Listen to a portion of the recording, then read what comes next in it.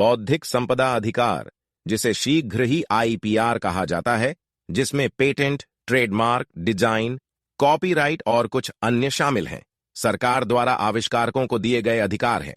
तो सरकार का मतलब है जहां भी यह दायर किया गया है।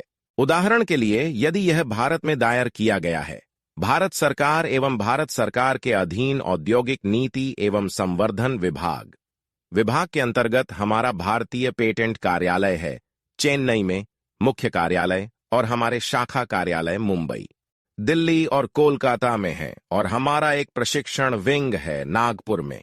तो ये सभी कार्यालय औद्योगिक नीति और संवर्धन विभाग के अंतर्गत आने वाले विभाग का हिस्सा हैं।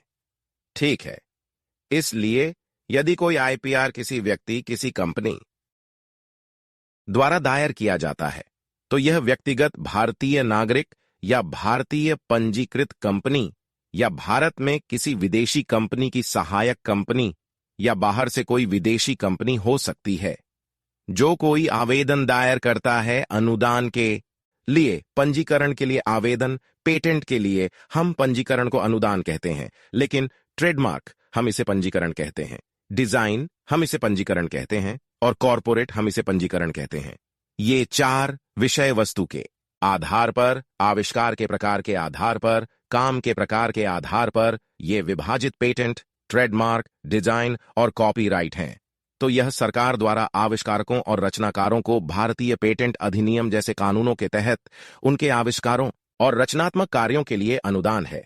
साथ ही पेटेंट के लिए और भारतीय ट्रेडमार्क अधिनियम 1956 के अनुसार, ट्रेडमार्क के अनुसार, ठीक है, और साथ ही कॉपीराइट और डिजाइन भी।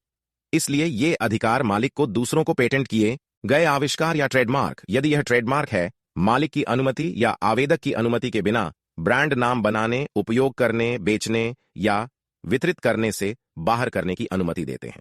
आईपीआर नवाचार को बढ़ावा देने के लिए महत्वपूर्ण है, क्योंकि यह आविष्कारकों को उनके रचनात्मक प्रयासों को जारी रखने के लिए आवश्यक मान्यता और वित्तीय लाभ प्रदान करता है। ठीक है, तो यह बहुत बढ़िया है सर। जैसे क्या हमारे सर्कल में हमारे पेटेंट धारक या कोई अन्य आविष्कारक हैं जिन्होंने पेटेंट कानूनों की रक्षा के लिए अपने अधिकार का इस्तेमाल किया था या किया है? क्या उन्होंने अपने आविष्कारों की रक्षा की?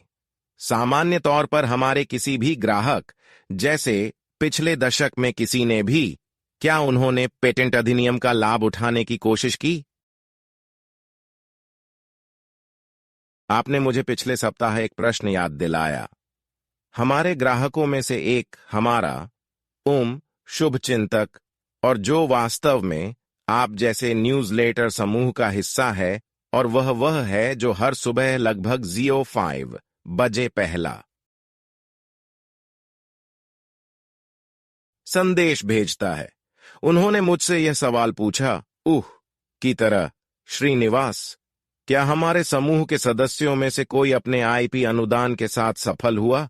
वे वास्तव में व्यावसायीकरण कर सकते हैं, और उनमें से कोई भी सुपरस्टार बन सकता है या शायद बन सकता है आईपी परिसंपत्तियों से समृद्ध। तो यही वह प्रश्न है जो उन्होंने पिछले सप्ताह मुझसे पूछा था।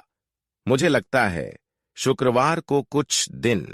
ठीक है, हमारे पास सफल स्टार्टअप हैं जिनके लिए हमने काम किया है पिछले एक दशक में, पिछले 10 वर्षों में।